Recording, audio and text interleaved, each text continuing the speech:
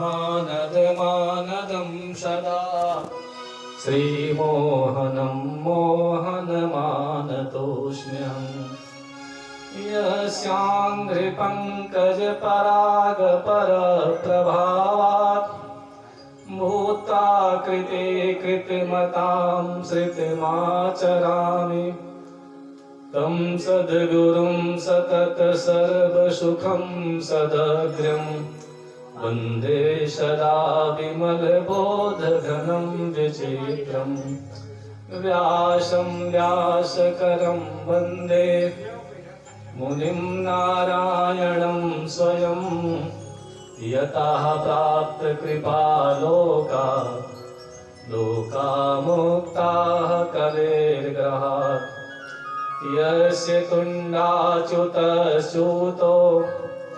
राजतेयं रसात्मकः तमच्युतकथाकुञ्जे सुखोजन्तं सुखं भजे श्रीधरं वन्दे श्रीधरैकपरायणं यस्यैव श्रीप्रसादेन श्रीधरेयं कृतिः कृता राधा भक्तिर्हरिर्ज्ञानं ताभ्यां या च समन्विता तां श्रीभागवतीं गाथां वन्दे युगलरूपिणीं वन्दे युगलरूपिणीं वंशी विभूषितकरां नवनीरदाभात् पीताम्बरादरुणबिम्बफलाधरोष्ठात् पूर्णेन्दुसुन्दरमुखात् अरविन्दनेत्रात् कृष्णात् परं किमपि तत्त्वमहं न जाने वसुदेवसुतं देवं कंसचाणूरमर्दनं देवकी परमानन्दं कृष्णं वन्दे जगद्गुरुं कृष्णं वन्दे जगद्गुरुं जय जय श्री राधारमण जय जय नवल किशोर जय गोपीचितचोर प्रभु जय जय माखन चोर बोले वृंदावन बिहारी लाल की श्रीमद्भागवत महापुराण की व्यास भगवान की सुखदेव भगवान की जय जय श्री राधे श्याम। कल हम सभी लोगों ने छठे स्कंद तक की कथा सुनी थी। आज सातवें स्कंद से प्रारंभ होती है कथाएं। सातवें स्कंद के पहले अध्याय में सुखदेव जी ने निरूपण किया है कि भगवान सर्वव्यापक हैं, कण कण में विराजमान है। समाह प्रिया सुहृद ब्रह्मन् भूतानां भगवान स्वयं इंद्रस्यार्थे कथं दैत्यान् अवधीत विषमो यथा। सप्तम स्कंद के प्रारंभ में महाराज परीक्षित सुखदेव जी से प्रश्न करते हैं कि प्रभु कथा में आपने अनेक बार सुनाया कि भगवान सर्वव्यापक हैं, कण कण में विराजमान हैं। तो यह बात तो समझ में आई, लेकिन भगवान कहीं ज्यादा हैं और कहीं कम, ऐसा तो नहीं है।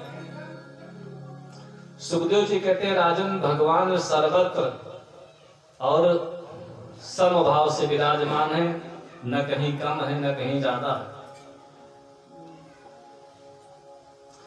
परीक्षित जी कहते हैं महाराज, ये तो आप कहते हैं, मैं उसको ठीक मान लेता हूं, लेकिन संसार में जब प्रत्येक वस्तु में, प्रत्येक प्राणी में भगवान विराजमान है, तो समता बाहर से दिखाई तो नहीं देती। कोई छोटा है, कोई बड़ा है, कोई गरीब है, कोई अमीर है, कोई गोरा है, कोई काला है, कोई मोटा है, कोई पतला है। तो भगवान सब में अगर समान भाव से विराजमान है तो ये ऊंच नीच का भेद, छोटे बड़े की विषमता किसने उत्पन्न की? सुखदेव जी सावधान करते हैं, राजन ध्यान देना, हमारे नारायण भगवान सूर्य के समान प्रकाशमान है, तेजस्वी है। सूर्य भगवान सबको बराबर प्रकाश देते हैं, चाहे आस्तिक हो चाहे नास्तिक हो, पापी हो चाहे पुण्यात्मा हो। कुछ लोग ऐसे होते हैं कि प्रातः सूर्योदय के पूर्व ही स्नान कर लेते हैं, और जब सूर्य भगवान बाहर निकलते हैं तो उनको अर्घ्य देते हैं, हाथ जोड़ करके प्रणाम करते हैं, उनको भी सूर्य भगवान प्रकाश देते हैं। और बहुत लोग ऐसे भी हैं कि सूर्य भगवान उनके घर में आ गए भीतर खिड़की के रास्ते से, तो भी बेचारे रजाई नहीं छोड़ रहे, अंदर पड़े हुए। अब उनके ऊपर सूर्य भगवान कैसे प्रकाश दे, रजाई के अंदर कैसे घुसे? इसी प्रकार से हमारे परमपिता परमात्मा प्रत्यक्ष हैं, उनका अनादर नहीं करना चाहिए। उनके प्रकाश को अधिक मात्रा में प्राप्त करना है तो उनके आने के पहले स्वयं तैयार रहना चाहिए। सुखदेव जी कहते हैं, महाराज एक शंका और है। कल आपने कथा सुनाई थी कि वृत्तासुर भगवान का भक्त था, इंद्र के वज्र में उसको परमात्मा दिखाई पड़ते थे, तो उसको क्यों मारा? सुखदेव जी ने कहा, राजन उसको मारा नहीं, उसको उन्होंने मोक्ष प्रदान कर दिया। भगवान के मार्ग में भी प्यार छुपा होता है। सुखदेव जी कहते हैं, राजन जैसे आप मुझसे बार बार प्रश्न कर रहे हो, ऐसा ही एक बार तुम्हारे पितामह धर्मराज युधिष्ठिर ने राजसूय यज्ञ के समय प्रश्न किया था। उसमें हजारों ऋषि मुनि महात्मा आए थे। प्रश्न उठा कि इसमें सबसे पहले किसका पूजन करना चाहिए, अग्र पूजा किसको दी जानी चाहिए? सब संतों ने कहा, जिस सभा में द्वारिकाधीश विराजमान हो, ऐसे परमेश्वर श्री कृष्ण के सिवा किसी की प्रथम पूजा नहीं होनी चाहिए। श्री कृष्ण भगवान की प्रथम पूजा हुई, सबको बड़ा आनंद हुआ। लेकिन हर जगह कुछ लोग रहते हैं जिसको दूसरे के आनंद से चिढ़ होती है। उस समान सभा में भी जिसमें उनको प्रथम पूजन का सम्मान मिला, उस पूरी सभा में उनका अपमान भी हुआ। भगवान उस अपमान को सहन कर लेते हैं। सुखदेव जी कहते हैं, कथा सुनने के बाद सहन करने की आदत डालो, क्योंकि जो सहन करता है उसके पक्ष में भगवान होते हैं। उबलना नहीं चाहिए। संसार में बहुत सारे ऐसे जीव हैं जो भगवान की निंदा करते हैं। तब जब भगवान की निंदा होती तो क्या हमारी आपकी निंदा नहीं होगी? हमारी कोई निंदा ही न करे, ऐसा भाव कभी नहीं रखना चाहिए। निंदा कोई करे तो ऐसा भाव रखना चाहिए कि हमारे कुछ पाप को ले गया। शास्त्र कहते हैं, अगर कोई किसी की निंदा करता है तो उसके पाप को ग्रहण करता है, और जो जिसकी प्रशंसा करता है उसके पुण्य को ग्रहण करता है। उस भरी सभा में जहाँ भगवान श्री कृष्ण की अग्र पूजा हुई, वहाँ शिशुपाल भी थे, दंतवक्त भी थे। शिशुपाल ने जो है भगवान को गालियां दी, सभा में अपमान किया। शिशुपाल भगवान की बुआ का लड़का था। उन्होंने बुआ को वचन दिया था कि 100 से कम गाली देगा तो हम इसको कुछ बोलेंगे नहीं, और 100 के बाद छोड़ेंगे भी नहीं। आज उसने गालियों का ढेर लगा दिया। 100 से अधिक गाली हुई तो भगवान ने चक्र को चलाया, शिशुपाल का मस्तक कट गया और उसके शरीर से एक दिव्य तेज निकला जो भगवान के भीतर समा गया। उसकी सदगति मिल गई। सुखदेव जी कहते हैं, जब भगवान मारते हैं तो व्यक्ति का कल्याण कर देते हैं। भगवान बड़े उदार हैं। शिशुपाल ने भगवान के साथ वैर किया, लेकिन वैर भाव से ही भगवान का स्मरण करता रहा। तो आज वो भगवान के धाम को चला गया। सनत कुमार जब बैकुंठ धाम में भगवान का दर्शन करने के लिए गए थे, जय विजय ने उनको रोका था। सनकादिक मुनियों ने उनको श्राप दे दिया और वे श्राप के कारण अगले जन्म में राक्षस हुए, हिरण्याक्ष हिरण्यकश्यप हुए। फिर अगले जन्म में रावण कुंभकर्ण हुए और वही जब द्वापर युग आया तो शिशुपाल और दंतवक्त्र के नाम से पैदा हुए। 12 भगवान ने पृथ्वी का उद्धार करने के लिए हिरण्याक्ष का वध किया और जब हिरण्यकश्यप अपने पुत्र प्रहलाद जी को मारने के लिए खड्ग उठाता है तो खंभा फाड़ के नरसिंह भगवान प्रकट हो जाते हैं, हिरण्यकश्यप का भी उद्धार कर देते हैं। पितु पुत्राय यद्वेषो मरणाय प्रयोजितः। सुखदेव जी महाराज प्रश्न करते हैं कि गुरुदेव भगवान बताइए, प्रहलाद जी को हिरण्यकश्यप मारने के लिए गया, इसका क्या कारण था? भक्त प्रहलाद की कथा सुनने की बड़ी इच्छा है। सुखदेव जी महाराज गंगा जी के किनारे परीक्षित जी को और नारद जी युधिष्ठिर को एक कथा सुनाते हैं। जब 12 भगवान ने पृथ्वी का उद्धार का, हिरण्याक्ष का वध किया, महारानी दिति को बड़ा दुख हुआ है, बहुत रोती रहते हैं। हिरण्याकश्यप अपनी माँ को समझाता है, माँ रोना नहीं, मेरे भाई को मारने वाला जो विष्णु है, उस विष्णु के साथ मैंने बैर ठान लिया है। मैं आज कुछ बोलूंगा तो नहीं, लेकिन मैं अब तपस्या करने के लिए जाता हूँ। ब्रह्मा जी से वरदान प्राप्त करूंगा कि मुझे कभी वृद्धावस्था आए नहीं, मेरा कभी मरण न हो, और ऐसा वरदान प्राप्त करने के बाद मैं आऊंगा और उस विष्णु को सबक सिखाऊंगा। माँ को समझा बुझा करके हिरण्याकश्यप तपस्या करने के लिए मंदराचल पर्वत पर पहुंच गए। अन्न जल छोड़ देते हैं, एक पैर से खड़े होकर के ब्रह्मणे नमः मंत्र का जप करने लगे। वर्षों वर्षों बीत गए, बहुत समय बीत गया। ब्रह्मा जी प्रसन्न हो गए,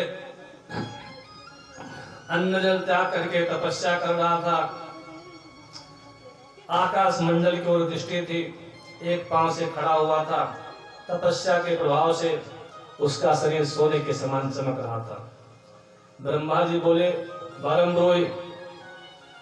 उसने ब्रह्मा जी को प्रणाम किया, स्तुति करी, बोले महाराज कुछ वरदान चाहिए। ब्रह्मा जी ने कहा मांगो। हिरण्यकश्यप ने कहा मैं चाहता हूं कि मैं अमर हो जाऊं। ब्रह्मा जी कहते ऐसा संभव नहीं, मेरी सृष्टि में जिसका भी जन्म होता है उसके साथ ही उसकी मृत्यु का दस्तावेज तैयार कर दिया जाता है, कोई दूसरा वरदान मांगो। हिरण्यकश्यप बड़ा बुद्धिमान है, उसने कहा ठीक है, अगर ऐसी बात है तो मैं कभी न दिन में मरूं न रात में मरूं, ना मुझे मनुष्य मार सके न पशु मार सके, ना मैं धरती में मृत्यु मेरी हो और न आकाश में हो। मेरा मरण न घर के बाहर हो न घर के अंदर हो। ब्रह्मा जी आश्चर्यचकित हुए, अरे तुम घर के अंदर नहीं मरोगे, बाहर नहीं मरोगे तो तुम कैसे मरोगे? हिरण्यकश्यप कहता है मुझे तो मरना है नहीं। ब्रह्मा जी ने भगवान का स्मरण किया और कह दिया एवं महारानी दिति के 2 बालक हिरण्यकश्यप और हिरण्याक्ष। आज हिरण्यकश्यप वरदान प्राप्त करके अभिमानी होकर के अपने घर पहुंचा और आदेश कर दिया, राक्षसों ध्यान दो, ये विष्णु पहले बहुत अच्छा था, ये कभी देवताओं राक्षसों भेदभाव नहीं करता था, सबका प्रिय था, लेकिन इसकी बुद्धि खराब हो गई है और इसने अब दैत्यों के प्रति बैर भाव ठान लिया। किसी ने उल्टा सीधा समझा दिया गया होगा, तो आज से हम विष्णु से बैर करते हैं और हमारे और विष्णु के सहायक हैं देवता, देवताओं ने उनको सिर पर चढ़ा रखा है। देवताओं ने उनको सिर पर चढ़ा रखा है। तो हमने सोचा है देवताओं का बल है हवन यज्ञ पूजन। हवन यज्ञ पूजन बंद हो जाएगा, देवता निर्बल हो जाएंगे। आज से हमारे राज्य में कोई हवन यज्ञ पूजन, ब्राह्मणों का सत्कार, संतों की सेवा नहीं करेगा। पूजन करना है तो मेरा पूजन करो। हिरण्याकश्यप कहता है पूजन करना है तो मेरा पूजन करो, हवन करना है तो मेरे नाम से हवन करो, यज्ञ करना है तो राक्षस यज्ञ संपन्न करो। आज से हमारे राज्य में कोई विष्णु का नाम नहीं लेगा। प्रजा बहुत दुखी हो गई। देवता लोग श्रीहीन होने लगे, भगवान के पास गए, प्रार्थना करी कि प्रभु हिरण्याकश्यप पूरे विश्व के लिए दुखदाई हो गया, उससे हमारी रक्षा करो। भगवान कहते हैं मेरा नियम है जब तक मेरे भक्त को कोई दुखी नहीं करता है तो मैं कुछ करता नहीं हूं। इस समय उस धराधाम पर मेरा सबसे बड़ा भक्त है प्रहलाद। जब वो प्रहलाद को कष्ट देगा तब मैं अवतार धारण करूंगा। क्योंकि प्रहलाद जी भगवान के ऐसे भक्त हैं कि गर्भकाल में उनको मंत्र दीक्षा मिल गई थी। हिरण्याकश्यप जब तपस्या करने के लिए गया तो इंद्र ने हमला करके उसकी मां कयाधु को बंदी बना लिया। स्वर्ग की ओर ले जा रहे हैं, सोचते हैं एक संकट तो चला गया जंगल, उसको वहां शेर खा लेंगे, और दूसरा कहीं ये जो है राक्षसों के कुल में उसका वंश पैदा हो गया, हो सकता है उससे भी बड़ा ये विषैला निकले। तो इंद्र ले जा रहे हैं। नारद जी ने देखा कयाधु रोती हुई इंद्र के साथ जा रही है, दया आ गई। इंद्र को डांटा, बोले मूर्ख तुम ये क्या कर रहे हो? एक तो अबला है, दूसरे उसके पेट में उसके गर्भ से है वो। अबला स्त्री को और गर्भवती को नहीं मानना चाहिए, बहुत बड़ा पाप होगा। इंद्र ने कहा क्या करें, वहां से तो ले आए। बोले कोई बात नहीं, हम इनको अपने आश्रम में ले जाते हैं। नारद जी अपने आश्रम में ले गए। प्रहलाद जी माँ के गर्भ में है। नारद जी ने उनको सुंदर सुंदर उपदेश दिया, भगवान की कथाएं सुनाते रहे। जब हिरण्याकश्यप तपस्या करके आए तब उसको ससम्मान उनके यहाँ भेज दिया। तो भगवान कहते हैं इस समय मेरा सबसे बड़ा भक्त है प्रहलाद। जब मेरे सबसे बड़े भक्त को कष्ट देगा तो मैं अवतार धारण करूंगा। धीरे धीरे प्रहलाद जी बड़े हो गए, 5 वर्ष के हो गए। पूर्व जन्म से ही उनके संस्कार हैं और वो भगवान की निरंतर भक्ति करते रहते हैं, लेकिन भीतर से भक्ति करते हैं, बाहर से प्रकट नहीं करते। क्योंकि अगर भक्ति बाहर प्रकट हो गई तो उसमें विघ्न बाधाएं आने लगेंगी। प्रहलाद जी निरंतर भगवान का स्मरण करते रहते हैं। 5 साल के हो गए। देवताओं के शिक्षा गुरु हैं शुक्राचार्य जी महाराज। हिरण्याकश्यप ने संदेश भेजा कि हमारा बालक शिक्षा प्राप्त करने के योग्य हो गया है, उसको गुरुकुल में ले जाओ, विद्या अध्ययन कराओ। शुक्राचार्य जी के पुत्र हैं शंडामर्क, संड और अमर 2 लोग हैं। शंडामर्क को बुलाया, वो आए, इसको ले जाओ, इसको राजनीति पढ़ाओ, राक्षस धर्म की शिक्षा इसको देना। तो प्रहलाद जी को तो भगवान की भक्ति कार्य है, पढ़ने की इच्छा तो नहीं है, लेकिन पिताजी का आदेश है और समाज का नियम है, और नहीं जाएंगे तो गुरुदेव का अपमान होगा। सोच करके प्रहलाद जी महाराज शिक्षा प्राप्त करने के लिए गुरुकुल चले जाते हैं। गुरु जी कोई प्रश्न करते हैं तो बहुत गंभीरता से उत्तर देते हैं। गुरु जी को आश्चर्य होता है कि इतना तेजस्वी, इतना बुद्धिमान बालक मैंने कभी नहीं देखा। 6 महीने पढ़ते पढ़ते हो गया, तो आज 6 महीने पढ़ने के बाद छुट्टी हुई कि सभी बच्चे गुरुकुल में जाएं और अपने माता गुरुकुल से जा करके अपने घर माता पिता से मिल लिया। प्रहलाद जी को घर जाने का अवसर मिला। 6 महीने के बाद घर में आए हैं, पिताजी को चरण झुके प्रणाम करते हैं। पिताजी प्रेम से उठा करके गोदी में बैठा लेते हैं, बड़ा प्यार करते हैं और पूछते हैं, बेटा गुरुदेव ने जो तुमको पढ़ाया है 6 महीने में जो तुमने पढ़ा, उसमें जो सबसे उत्तम बात तुमने पढ़ी, वो सबसे श्रेष्ठ बात वह बताओ। प्रहलाद जी कहते हैं, पिताजी जब मैं पढ़ने बैठता हूँ तो मुझे अनेक जन्म याद आते हैं। किसी जन्म में मैं राजा बना, किसी में मैं रानी बना, कभी मंत्री बना, कभी सिपाही हुआ। उन जन्मों के अनुभव से मुझे ऐसा विश्वास हो गया है कि संसार में कपट के अतिरिक्त दूसरा कुछ भी नहीं है। मानव मानव के साथ प्रेम करता है, लेकिन स्वार्थ के लिए प्रेम करता है।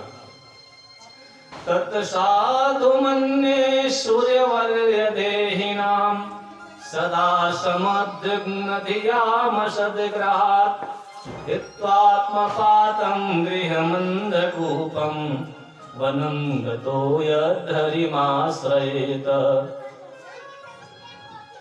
प्रहलाद जी कहते हैं कि जो सबका मैंने निचोड़ समझा वो ये है कि एकांत में बैठ करके भगवान का ध्यान करूं, नारायण की पूजा करूं, नारायण के साथ बात करूं। खेलने की इच्छा हो तो एकांत में अपने प्रभु के साथ में खेल खेलूं। अब मुझे किसी स्त्री के साथ, किसी पुरुष के साथ खेलना और बात करना अच्छा नहीं लगता।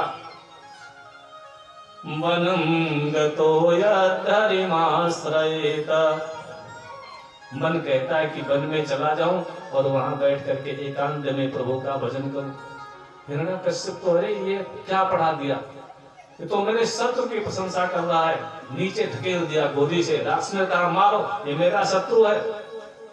राक्षस मारने के लिए आते हैं।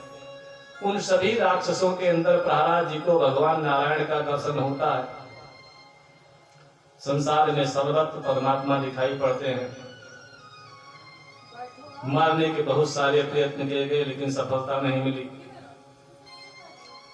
हिरण्यकश्यप को डर लगता है। संडामर को बुलाया गया, क्या पढ़ाया हमारे बच्चे को आपने, संस्कार खराब कर दिए। संडामर कहते हैं, महाराज जी हम जो जानते हैं हमने पढ़ाया। गुरुदेव भगवान शुक्राचार्य जी गए हैं, भ्रमण के लिए यात्रा से लौटेंगे और ये बालक है, कहीं दिमाग थोड़ा सा हिल गया होगा, कुछ दिनों के बाद भूल जाएगा। प्रहलाद जी को वरुण पास में बांध दिया गया। संडामर अपने घर ले गए हैं, राजनीति पढ़ाते, राजनीति पढ़ाने लगे। सभी बालक साथ में बैठते हैं, राजनीति पढ़ते हैं। एक दिन की बात है कि गुरुदेव भगवान बाहर गए हुए हैं। सब बालक खेलने में तैयार हैं, आज ये खेल खेलेंगे, ये खेल खेलेंगे। प्रहलाद जी ने कहा, आज हम आप लोगों को एक अलौकिक जो है खेल कराएंगे। बच्चे सब उत्कंठित हो गए, कौन सा खेल कराएंगे। बोले चलो बैठ करके सबको कुछ अच्छी बात बताते हैं। सब लोग बैठ गए। बच्चों ने कहा, अच्छी बात तो बाद में बताना, पहले ये बताओ कि हमने सुना है कि जब तुम घर गए तो तुम्हारे पिताजी ने तुमको मारने का प्रयत्न किया, बहुत त्रास दिया, ऐसा कुछ तुमने क्या कर दिया। प्रहलाद जी कहते हैं, चाहे जितना मारने का प्रयत्न किया, लेकिन मेरा बाल बांका नहीं। जानते क्यों? सखाओं ने कहा, क्यों बाल बांका नहीं हुआ?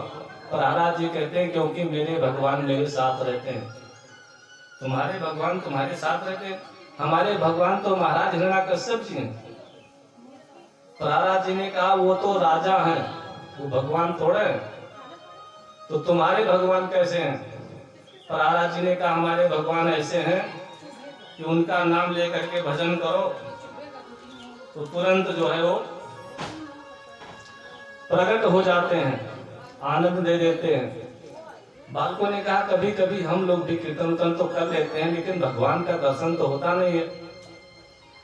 प्रहलाद जी कहते हैं, जब तक बाहर की आंख खुली है तब तक भगवान का दर्शन नहीं होगा।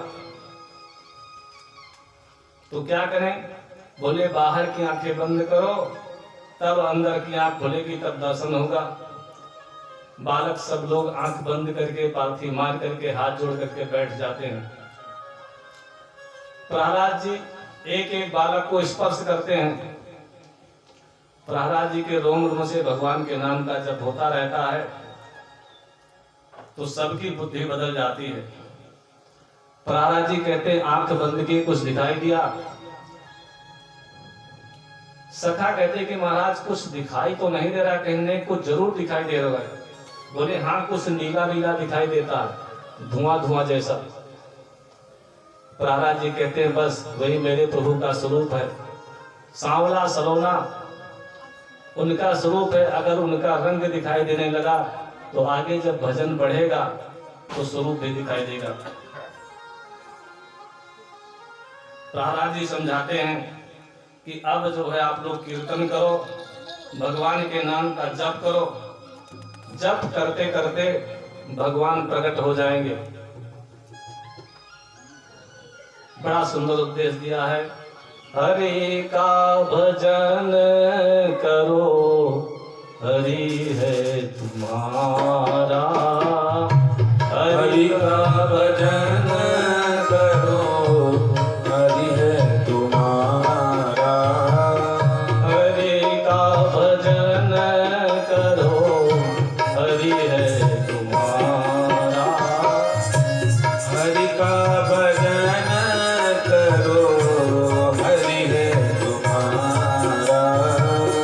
हरि के भजन बिना, हरि के भजन बिना नाही गुजारा।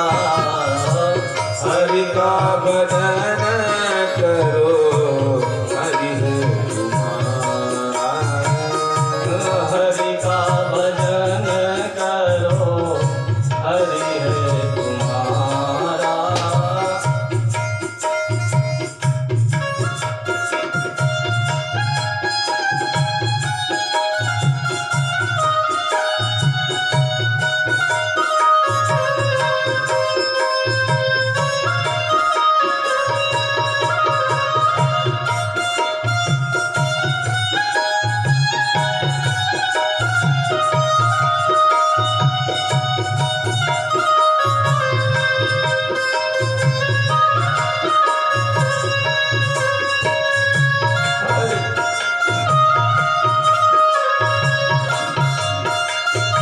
जय हो।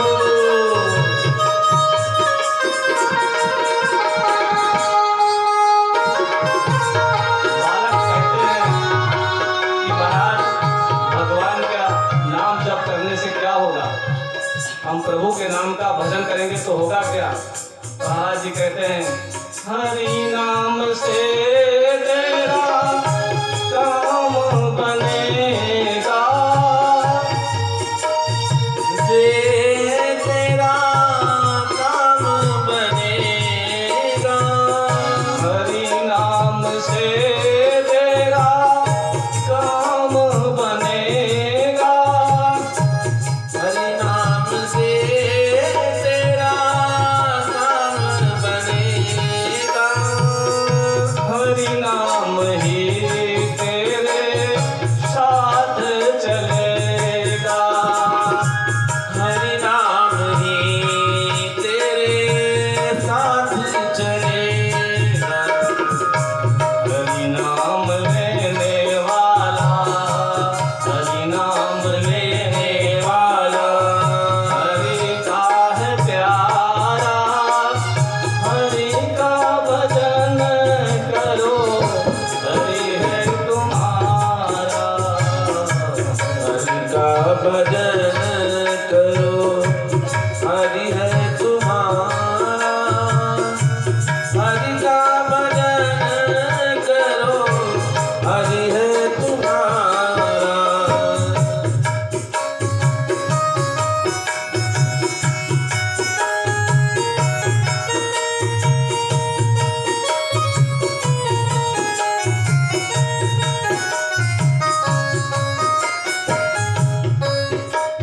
बाल सखा पूछते हैं कि महाराज भगवान के किस नाम का जप करें, किसका कीर्तन करें, कौन सा भजन करें? प्रहलाद जी बताते हैं हमारे प्रभु के तो 1000 नाम है, किसी नाम का जप करोगे कल्याण होगा।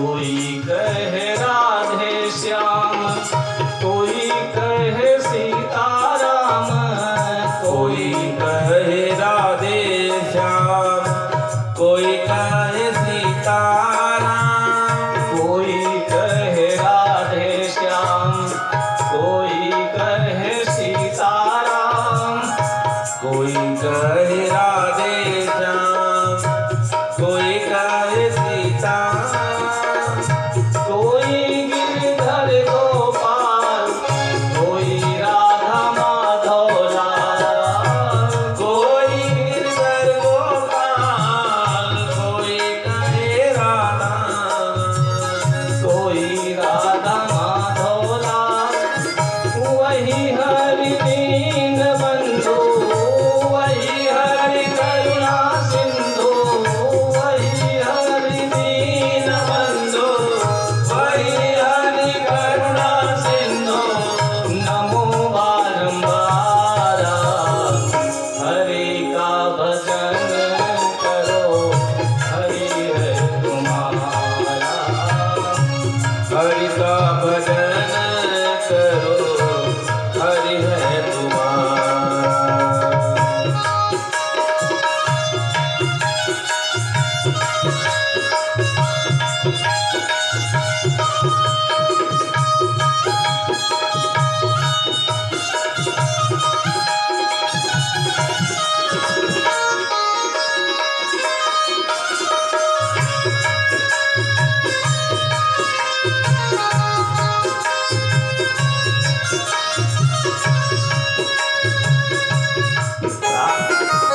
प्रहलाद जी के सखा कहते कि महाराज, आप कहते हैं भगवान का भजन करो और आपके पिताजी तलवार लेकर के गला काटेंगे खड़े हैं, तो हम कैसे भजन करें? इतना बड़ा संकट आपके ऊपर आया, आप झेल गए, लेकिन हमारे ऊपर संकट आएगा तो हम कैसे झेलेंगे?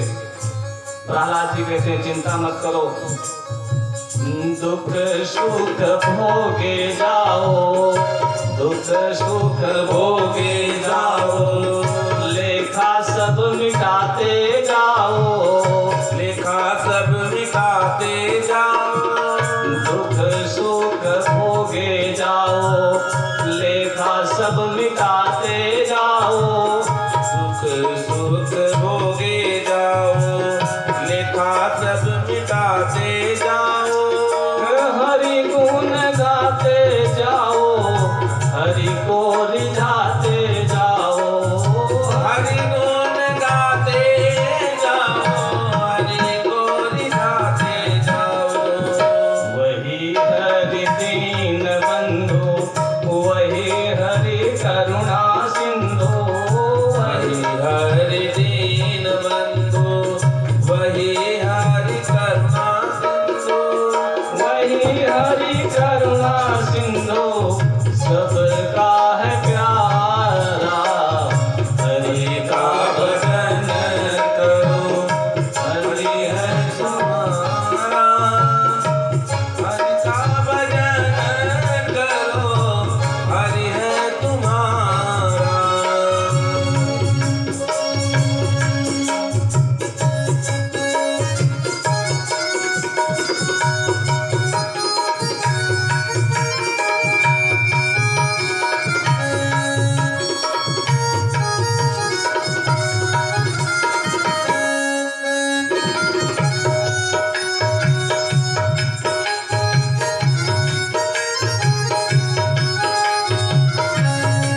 प्रहलाद जी के सखागण जो हैं शंका प्रकट करते हैं कि महाराज आज यहाँ हम गुरुकुल में हैं और आप कह रहे हो तो भजन कर लेंगे, लेकिन जब घर जाएंगे तो माता पिता पूरा परिवार बैरी बन के खड़ा हो जाएगा, तब क्या होगा? प्रहलाद जी कहते हैं सुनो, दीनों पर दया करो, बने तो सेवा भी करो, दीनों पर दया करो, बने तो सेवा दे करो, मोह सब दूर करो, प्रेम हरि ही से करो, मोह सब दूर करो, प्रेम ही से हरि करो, दूर करो, प्रेम हरि से करो। मोह सब दूर करो, प्रेम हरि करो। यही भक्ति यही योग, यही भक्ति भक्ति रही योग, यही ज्ञान सारा। हरि का भजन करो, हरि है तुम्हारा। हरि का भजन करो, हरि है तुम्हारा। हरि के भजन बिनु, हरि के भजन बिनु नाही गुजारा। हरि का भजन करो, हरि है तुम्हारा। हरि का भजन करो, हरि है तुम्हारा। हरि के भजन बिना, हरि के भजन बिना नहीं है गुजारा। हरि का भजन करो, हरि है तुम्हारा। हरे कृष्ण कृष्ण कृष्ण हरे हरे, हरे राम राम राम हरे कृष्ण कृष्ण कृष्ण हरे हरे, हरे राम राम राम हरे हरे। हरे कृष्ण कृष्ण कृष्ण हरे हरे, हरे राम राम राम हरे हरे। हरे कृष्ण कृष्ण कृष्ण हरे हरे, हरे राम राम राम हरे हरे। हरे कृष्ण कृष्ण कृष्ण हरे हरे, हरे राम राम राम हरे हरे। हरे कृष्ण कृष्ण कृष्ण हरे हरे, हरे राम राम हरे हरे। बोले वृंदावन बिहारी लाल की। अब जोर शोर से कीर्तन चलने लगा, हरि नाम संकीर्तन होने लगा। सब बालक और प्रहलाद जी सब लोग नाच रहे हैं। नाच नाच के भगवान का कीर्तन करते हैं। तभी वहां संदामत जी महाराज आ गए। देखे सब बच्चे तो यहाँ कीर्तन कर रहे हैं, अगर कहीं महाराज हिरण्याकश्यप जी को पता लग गया तो बड़ा अनर्थ हो जाएगा। डांटा सबको, क्या उधम बचा रहे हो, बंद करो भजन कीर्तन। लेकिन उस भीड़ में उनकी कौन सुनने वाला था। बच्चों ने उनको भी पकड़ लिया, उनको भी नचाने लगे, हरे राम राम राम हरे हरे। बच्चों ने नहीं सुना। संदामत ने हाथ छुड़ा, दौड़ करके प्रहलाद जी को पकड़ा, बोले रुक जाओ। कहते हैं प्रहलाद जी से जब प्रार्थना की तो प्रहलाद जी ने जोर से गुरुदेव का हाथ पकड़ा और तेजी से नृत्य शुरू हो गया। गुरुदेव भगवान का अपने ऊपर नियंत्रण समाप्त हो गया। तब तक एक दूत वहां गया जिसको हिरण्याकश्यप जी ने भेजा था कि जाओ देखो मेरे बालक को कैसी शिक्षा दी जा रही है। पाठशाला में वो दूत आता है हिरण्याकश्यप का। देखा कि गुरुदेव और प्रहलाद जी और सारे बाल मंडली सब जो है भगवान के नाम का संकीर्तन कर रहे हैं, नृत्य कर रहे हैं। सेवक सोचते हैं कि अगर कहीं महाराज को ये बात हमने बता दी तो गुरुदेव की आज हत्या ही हो जाएगी, राम नाम सत्य हो जाएगा। तो हाथ पकड़ करके जो है गुरुदेव को कोशिश करते हैं इनको बाहर खींच लें, आसन पर बैठा दें। गुरुदेव तो कम से कम होश में आ जाए। लेकिन जैसे गुरुदेव के हाथ का स्पर्श करते हैं वो भी नाचने लगा। अब घंटों हो गए, वो सेवक लौट करके सूचना लेकर के नहीं आया कि आश्रम में हो क्या रहा है। दूसरा सेवक वहां चला, तीसरे को भेजा, चौथा, पांचवा, जो भी आता है वो पकड़ करके बच्चों को नाचने लगता है। जो ही छू लेता है सबको वही बीमारी भजन कीर्तन में लग जाती है। अंत में हिरण्याकश्यप स्वयं दौड़ता हो वहां आता है। उसने देखा कि बालकों के साथ गुरुजी सेवकगण सब नाम संकीर्तन करके नाच रहे हैं। बहुत क्रोध आ गया। उस भीड़ में घुस करके उसने संदामत को पकड़ा, डांट करके बोला मेरा यह बालक स्वयं तो सुधरता नहीं और दूसरे बालकों को भी बिगाड़ रहा है। व्यास जी कहते हैं कि संकीर्तन मंडली के स्पर्श का असर हिरण्याकश्यप पर नहीं पड़ा। क्योंकि एक सिद्धांत है, अगर बिजली का बल्ब फ्यूज हो तो चाहे जितने वोल्ट के करंट वाले तार में लगाओ प्रकाशित नहीं होगा। हिरण्याकश्यप बिजली के बिगड़े हुए बल्ब की तरह है, फ्यूज बल्ब है। प्रहलाद जी को हिरण्याकश्यप ने उठाया, धरती पर पटक दिया। धरती माँ उन्हें अपनी गोद में संभाल लेती है, उनको चोट नहीं आई। प्रहलाद जी पिताजी को प्रणाम करते हैं, कहते हैं पिताजी शायद आप समझते हैं कि आप बहुत बड़े वीर हैं। शास्त्र कहते हैं सबसे बड़ा वीर वो है जिसने अपने अंदर के शत्रुओं को पराजित कर लिया है, और आप सोचते हैं कि सबसे बड़ा वीर वो जिसने संसार को जीत लिया, लेकिन जिसने अपने मन को नहीं जीता वो बहुत छोटा व्यक्ति है। प्रहलाद जी कहते हैं कि काम, क्रोध, मद, लोभ, मोह, मत्सर 6 प्रकार के चोर आपके मन में बसे हुए हैं। वे आपके विवेक रूपी धन को लूट रहे हैं।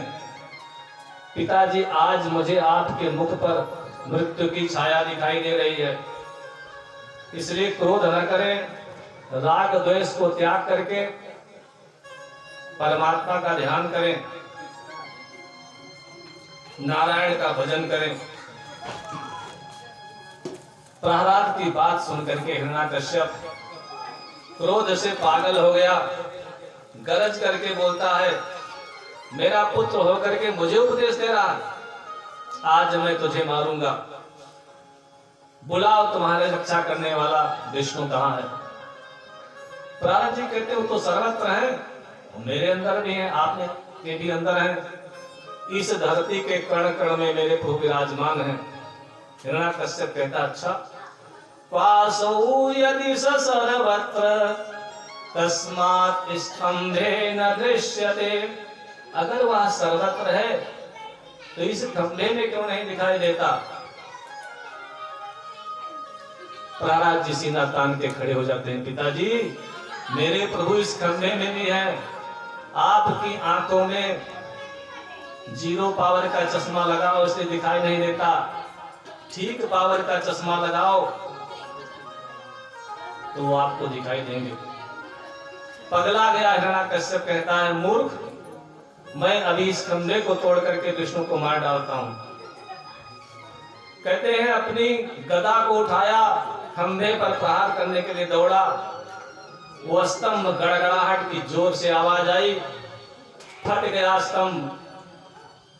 सिंह गर्जना करते हुए गगड़ गड़गड़ानो खंभ फाटो चरचरानो निकसो नरनाहर को रूप तुम्हारा तकरे गगड़ गड़गड़ावे तसदीप लपलपावे चितवन सरोज मानो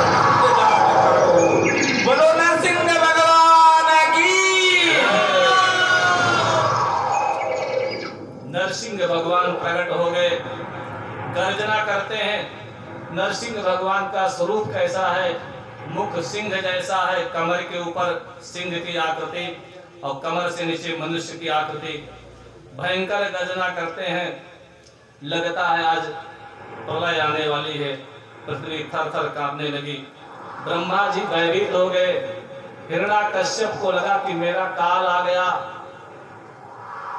भगवान ने हिरण्याकश्यप को उठाया, अपनी गोद में ले लिया। सोचते हैं कि मेरे भक्त प्रहलाद का पिता है, गोद में लेकर के राजमहल की चौखट पर बैठ गए। कहते हैं बताओ बेटा। हिरण्याकश्यप ने कहा बेटा उठा मत करो, मुझे कोई मार नहीं पाएगा, इस चक्कर में मत पड़ना कि तुम मुझे मार डालोगे। नरसिंह भगवान कहते हैं ठीक कहते हो, अच्छा बताओ दिन है कि रात्रि।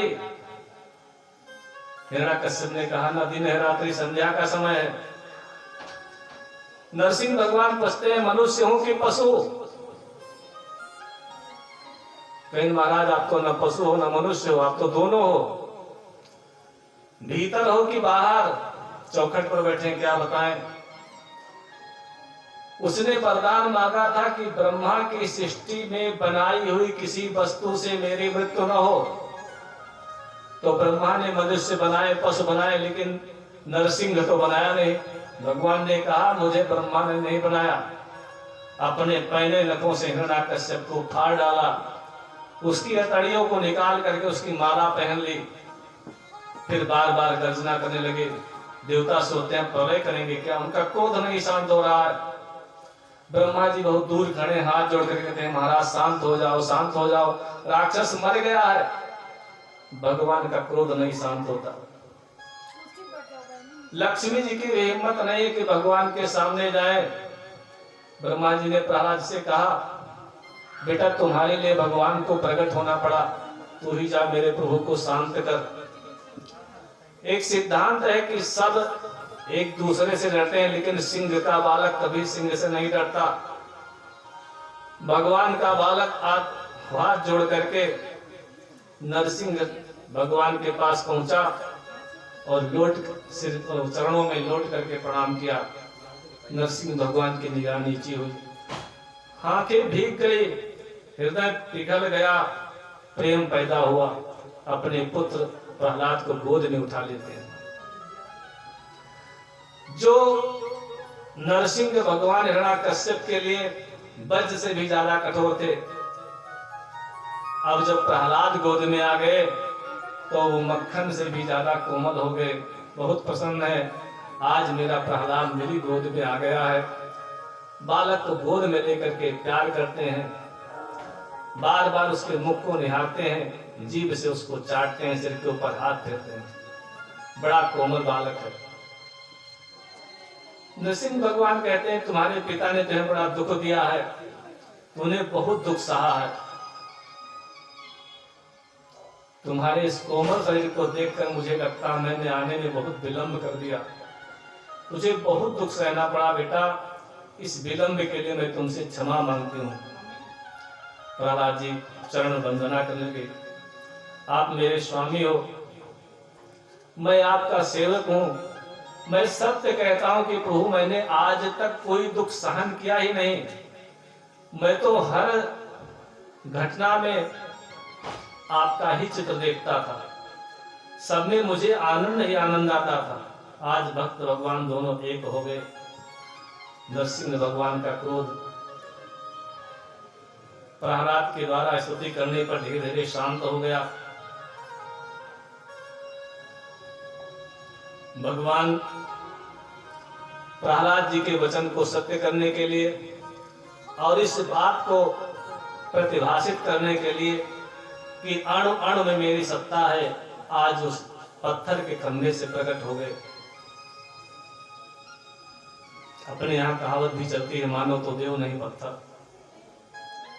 सुखदेव जी कहते हैं उसी प्रकार से जिस प्रकार से नरसिंह भगवान प्रकट हुए प्रहलाद की रक्षा की, हम आपको सबको समझना चाहिए कि जो कुछ भी दिखाई पड़ रहा है सब माया है, लेकिन उस हर माया के अंदर हमारे परमात्मा विराजमान है, ऐसा अनुभव करना चाहिए।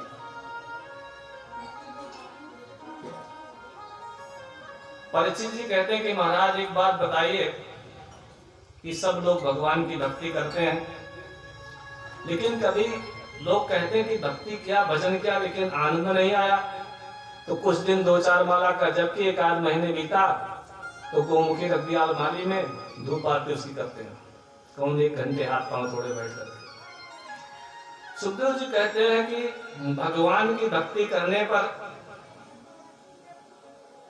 आनंद क्यों नहीं आता है? क्योंकि जब हम भगवान की भक्ति करते हैं तो कोई धन से भक्ति करता है, बढ़िया सुंदर अगरबत्ती ले आए, बढ़िया 500 की रुद्राक्ष की माला ले आए, 500 का आसन बिछाए, चांदी सोने के पात्र ले आए, धन लगा करके भगवान की बड़ी सुंदर भक्ति करते हैं, तो उसमें जो है आनंद नहीं आता। कुछ लोग अपने शरीर से भगवान की भक्ति करते हैं, कोई पद्मासन लगाएंगे, कोई सिद्धासन लगाएंगे, कोई सिंहासन लगाएंगे, सब लगा करके बढ़िया बैठते हैं, बहुत सारी कलाएं भगवान के सामने दिखाते हैं, उनको भी हाथ पांव दर्द करने लगता है। सुखदेव जी कहते हैं जब आनंद जब आएगा जब भक्ति न धन से होगी न तन से होगी, भक्ति होगी मन से, अंदर से जब भक्ति होगी तब आनंद मिलेगा। आनंद बाहर की वस्तु नहीं है, क्योंकि जब हमारा मन भगवान से जुड़ेगा, सच्चिदानंद से जुड़ेगा तो अतिशय आनंदित हो जाएगा। कपट नहीं रखना चाहिए और शुद्ध भाव से भगवान की भक्ति करनी चाहिए, फिर आनंद आएगा। क्योंकि भगवान को सब कुछ प्रिय है लेकिन झूठ से उनको बहुत विशेष जो है नफरत है।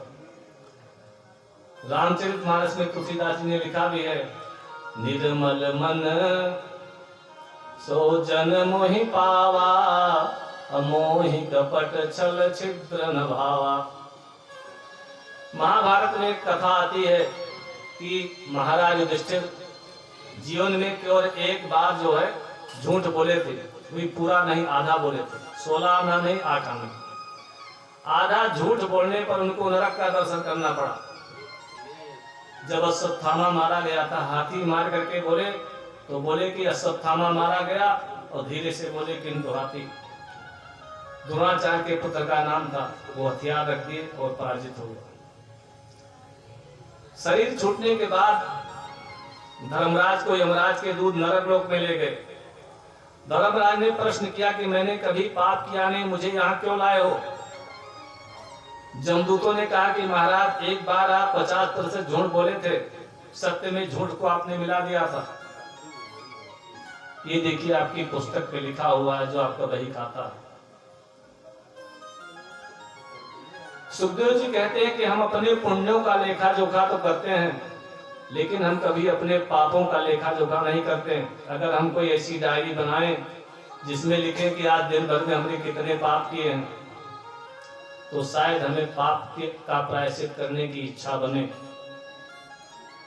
जो व्यक्ति अपने पाप को याद रखता है उसका अभिमान कम होता चला जाता है, और जो लोग अपने पुण्य को याद करते हैं कि वहां नाथालय में गए थे, आज 10 बच्चों को हमने बढ़िया वस्त्र दिया, 100 लोगों को आज हमने अंध विद्यालय में भोजन कराया, कुछ आश्रम में गए, हमने 20 लोगों को साल प्रदान किया, तो उससे आदमी का घमंड बढ़ता है, मैंने ये किया, मैंने वो किया।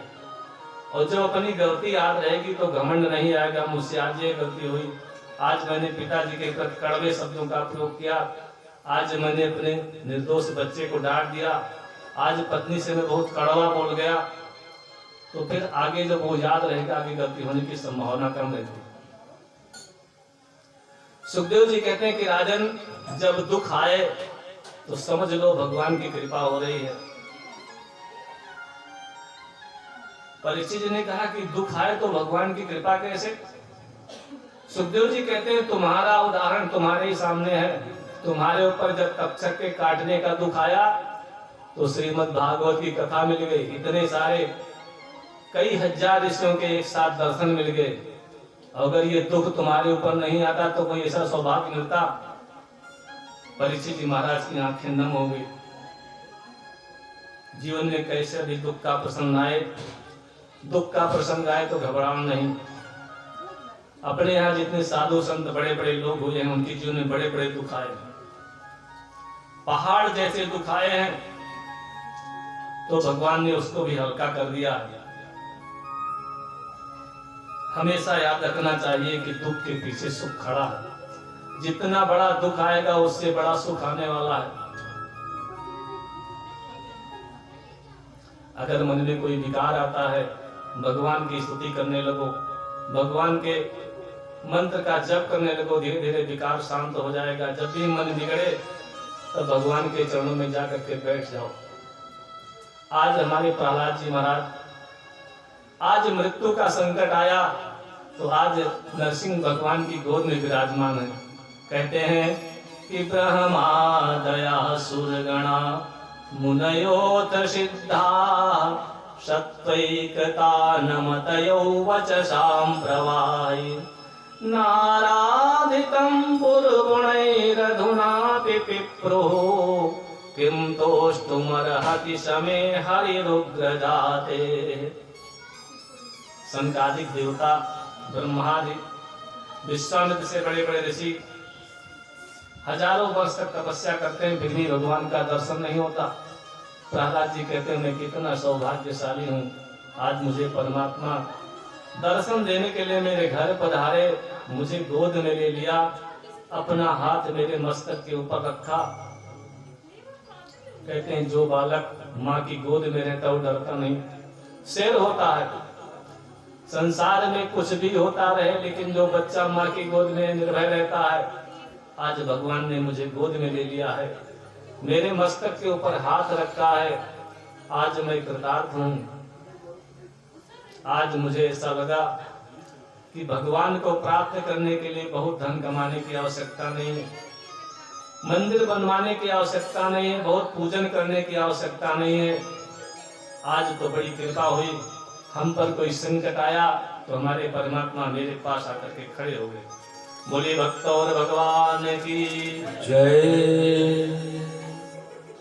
सुखदेव जी कहते हैं राजन, भगवान पर विश्वास रखो और भगवान के साथ साथ जो ऋषियों ने शास्त्र बताए हुए हैं उन शास्त्रों पर भी विश्वास रखो। हमारे व्यास जी महाराज ने 18 पुराण लिखे, 1 लाख श्लोकों का महाभारत ग्रंथ लिखा। आप सोचो कि 1 लाख श्लोक बनाने में उनको कितना परिश्रम किया होगा, कितना चिंतन किए होंगे, कितना समय लगा होगा। तो हमारे ऊपर उन ऋषियों का ऋण है जिन्होंने हमारे लिए शास्त्र बनाए। किसी को धोखा देने के लिए शास्त्रों की रचना नहीं की गई। शास्त्रों में जो कुछ भी लिखा है, हमारी समझ में आवे या ना आवे, वो सत्य है, ऋषियों ने अपने अनुभव से लिखा है। हमारे ऋषि बड़े बुद्धिमान थे, हजारों वर्ष के शोध के बाद उन्होंने कुछ लिखा। अब उस पर कोई चर्चा परिचर्चा करने की आवश्यकता नहीं है, बहुत जरूरत नहीं है। हाँ, उन्होंने जो आचरण बताए उसको जीवन में अपनाने की आवश्यकता है। सुखदेव जी कहते हैं चर्चा नहीं, शास्त्रों में विश्वास रखने का प्रयास करो, ऋषियों की बातों का अनुगमन करो। वे बड़े ज्ञानी थे, उनको कोई अपना निजी स्वार्थ नहीं था। हम सब लोग ऋषियों की संतान हैं। आपका जन्म भी किसी ऋषि के वंश में ही हुआ है। परीक्षित जी कहते हैं महाराज, भगवान की प्रसन्नता कैसे प्राप्त हो, कोई साधन बताइए सर। तो प्रहलाद, सुखदेव जी कहते हैं कि प्रहलाद जी ने अपने जीवन की तपस्या के द्वारा 2 साधन बताए गए। कौन से 2 साधन? प्रहलाद जी ने बताया कि नैवात्मना प्रभुरयम् निज लाभ पूर्णो मानं जनाद विदुषा करुणो वृणीते यद्यजनो भगवते विदधीतमानं तच्चात्मने प्रतिमुखश्च यथा मुखश्री। 2 साधन बताए भागवत जी में। प्रहलाद जी ने 2 साधन बताए भगवान को प्रसन्न करने के। कौन कौन से?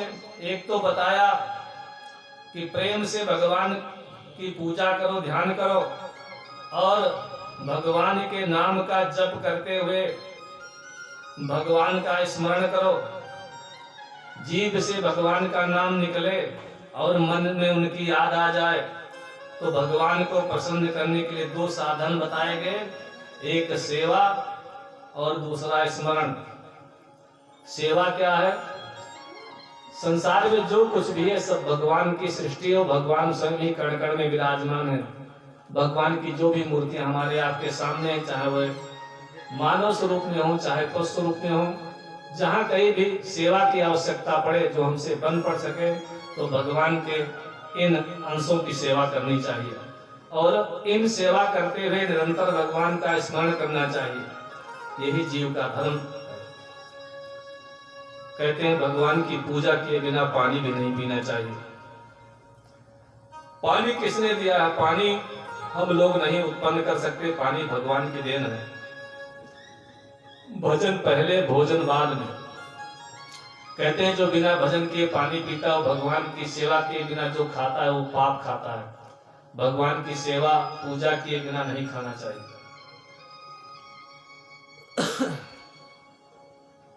बहुत लोगों का नियम होता है नहाने के बाद पहले चाय पिएंगे फिर पूजा करेंगे।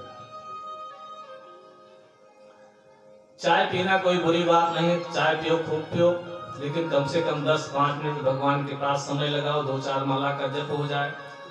नहीं मन मानना है तो बीच में चाय पी लो। सुखदेव जी कहते हैं जीवन जो मिला है भोजन करने के लिए थोड़े मिला है, भजन के लिए मिला है। इस शरीर से भगवान की भक्ति होती है, इसलिए शरीर को स्वस्थ रखने के लिए भोजन देने की आवश्यकता है। तो भजन जरूर करो, चाहे थोड़ा करो, तो चाहे ज्यादा करो, और भजन बहुत प्रेम से करो। 10 मिनट बैठो, 5 मिनट बैठो, लेकिन भगवान का भजन प्रेम से करना चाहिए।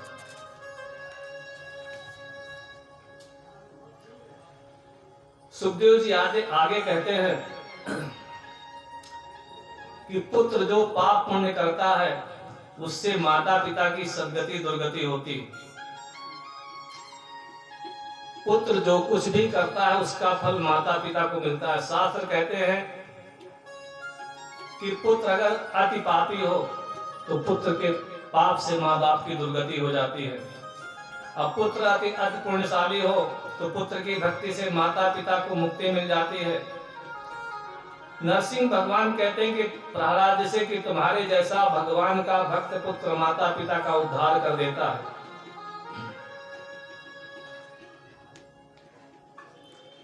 पुत्र अगर अति पापी हो तो उसके पाप से माँ बाप की दुर्गति हो जाती है। आगे जो है भक्त प्रहलाद की कथा सुनाने के बाद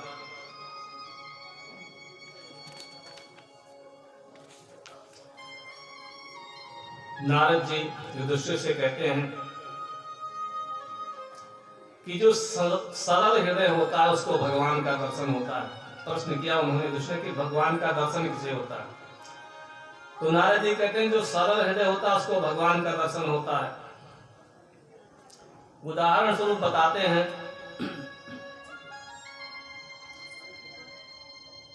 आगे कथा आती है कि यशोदा माँ के आंगन में बड़े बड़े साधु सन्यासी महात्मा संत भिक्षा लेने के लिए आते रहते हैं।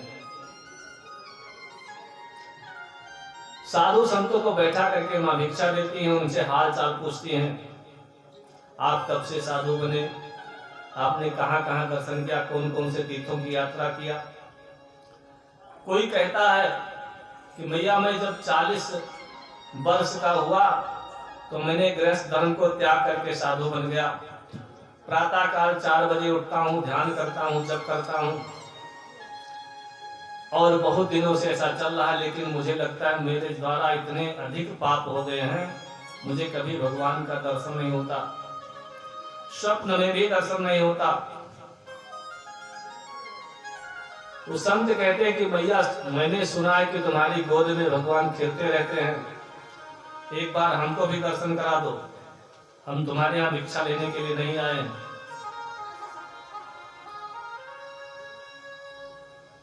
संत कहते हैं कि यशोदा मैया घर में गई और कन्हैया से बोली कि एक बड़े महात्मा बाहर बैठे हैं, आपका दर्शन करना चाहते हैं। कन्हैया छोटे हैं, पूछे दर्शन क्या होता है। मैया कहती हो तुमको देखेंगे, प्रणाम करेंगे, तुम उनको प्रणाम करोगे जब तुम उनको तो तुमको आशीर्वाद देंगे, संत का दर्शन हो जाएगा, वो तुम्हारा दर्शन कर लेंगे। कन्हैया कहते हैं ये आशीर्वाद से क्या मिलेगा। मैया कहती हैं जब आशीर्वाद संत देंगे तो धन की प्राप्ति होगी, पैसा कमाओगे। कन्हैया कहते हैं पैसा लेकर के मैं क्या करूंगा, मुझको पैसा नहीं चाहिए। तो कन्हैया तुमको फिर क्या चाहिए। मैया मुझे माखन मिश्री दे दो और आशीर्वाद तुम ले लोगे, मैं आशीर्वाद नहीं लूंगा, मुझे आशीर्वाद नहीं चाहिए। मैया को आश्चर्य होता है कैसा बोलता है, बहुत बड़े महात्मा है। कन्हैया कहते हैं मैं अच्छी तरह से जानता हूँ। अरे तू कैसे जानता है। अरे मैया मैं अच्छी तरह से जानता हूँ, मैं बाहर नहीं जाऊंगा। वो बाहर से बाबा हो गए, अंदर से भी उनका हृदय जो है बहुत कठोर है, उनका मन भटकता रहता है, मैं बाहर नहीं जाऊंगी। मैया सोचती है पगला गया। अरे तू साधु सन्यासी के बारे में क्या जाने। अरे भैया मैं अच्छी तरह से जानता हूँ, रोज मुझको सुबह नहा धो करके प्रणाम करता है। मैया सोचती शायद मेरे बालक के दिमाग का कोई स्क्रू ढीला हो गया, ये साधु रोज तुमको प्रणाम करता है। हाँ रोज मुझे प्रणाम करता है, मुझको अच्छी तरह से जानता हूँ। अब अगर मैं कहीं बाहर गया तो मुझको पकड़ करके ले जाएगा, मुझे बाबा बना देगा। मैया समझाती मैं तुम्हारे साथ चलूंगी, तुमको नहीं पकड़ेगा। कन्हैया कहते मुझे बाहर नहीं जा। माँ और पुत्र में यह संवाद अंदर चल रहा है। कहते हैं कि 4-6 घंटे तक संत भगवान बैठे रहे, पानी नहीं पिए, भूखे बैठे हैं। कहते हैं कन्हैया का दर्शन कराओ, कन्हैया का दर्शन कराओ। जसोदा मैया को बड़ी दया आती है। रोज मेरा कन्हैया बाहर खेलने जाता था, आज आंगन में बाबा आकर के बैठा है, लिए बाहर नहीं जा रहा है। जबरदस्ती कन्हैया को गोद में उठा लेती हैं। मेरे आंगन में साधु भूखा बैठा रहे, ये ठीक नहीं। लाला को उठा करके आंगन में ले आई, लेकिन हमारे गोविंद भगवान को दर्शन देने की इच्छा आई नहीं। भगवान बाहर तो आए, लेकिन मैया की साड़ी में अपने मुंह को छुपा लिया, आंचल में। साधु की तरफ अपनी पीठ कर देते हैं। सुखदेव भगवान कहते हैं कहीं हट करने से दर्शन होता है या भगवान के लायक बनने से भगवान का दर्शन होता है। दर्शन के लिए हट नहीं करना चाहिए, जबरदस्ती नहीं करना चाहिए कि और साधना करो। जब हम उस लायक हो जाएंगे तो भगवान हमको दर्शन दे देंगे।